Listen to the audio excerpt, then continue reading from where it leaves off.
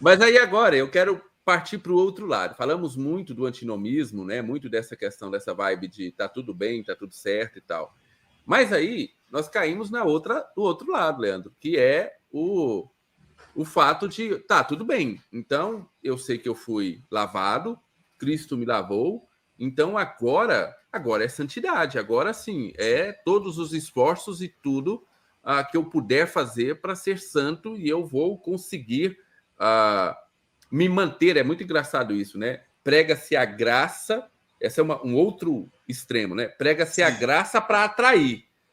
Sim. Entendeu? A partir do momento que você converteu, é pau na moleira. Entendeu? Ó, a graça era para você vir. Para ficar é lei, meu amigo. É verdade.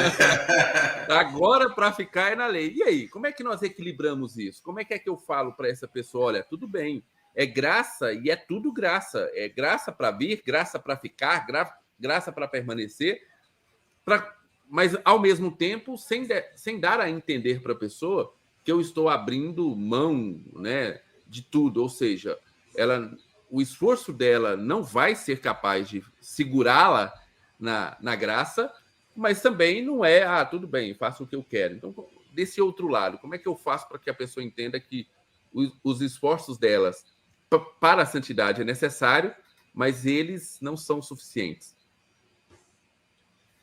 Bem, assim, o que é que acontece? O fato, como você falou, o pau na moleira, né?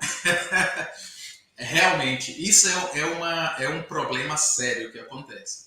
Porque a ideia que se coloca ao se enfatizar sobre a lei de Deus que nós cristãos devemos viver é uma ideia que acaba anulando a graça de Deus. Quando, na verdade, a intenção nunca foi de anular a graça com a lei. A lei, na verdade, ela em nenhum momento deveria anular a graça. Pelo contrário, ela deveria potencializar a graça.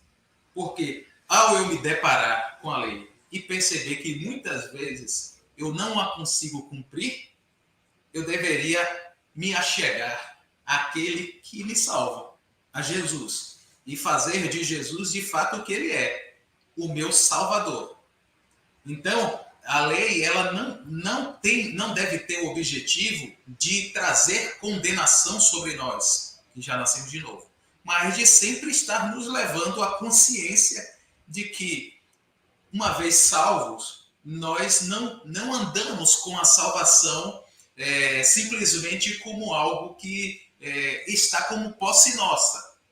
O que eu quero dizer com isso? Eu quero dizer que, na verdade, a salvação ela está sempre ligada à nossa fé na obra de Jesus. Porque se eu não entender isso, o que é que vai gerar? Vai gerar justamente o que eu te disse anteriormente, que é o legalismo.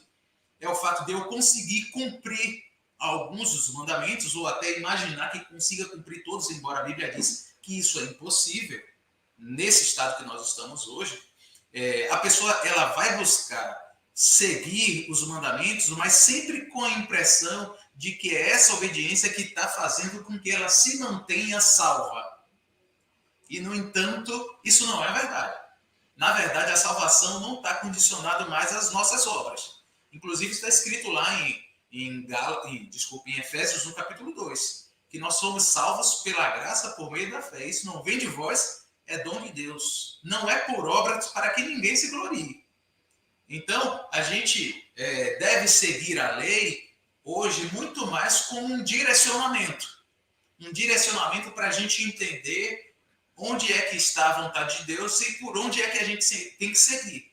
Mas não tendo nela um meio de salvação, nem muito menos de condenação, porque Jesus já nos salvou dela. Se a gente for olhar em Romanos, no capítulo 7, inclusive o apóstolo Paulo vai dizer que nós morremos para a lei. Mas não é que nós morremos porque ela deixou de ser válida para a gente. Nós morremos porque a nossa relação com ela agora é diferente.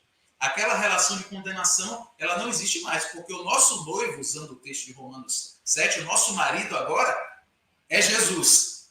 A quem a gente se devota é Jesus, como pessoas que morreram e ressuscitaram para viver com ele. E não mais viver uma relação com Deus com base nesse mérito ou nesse benefício, vamos dizer assim, de cumprir a lei e ter nela o acesso a Deus.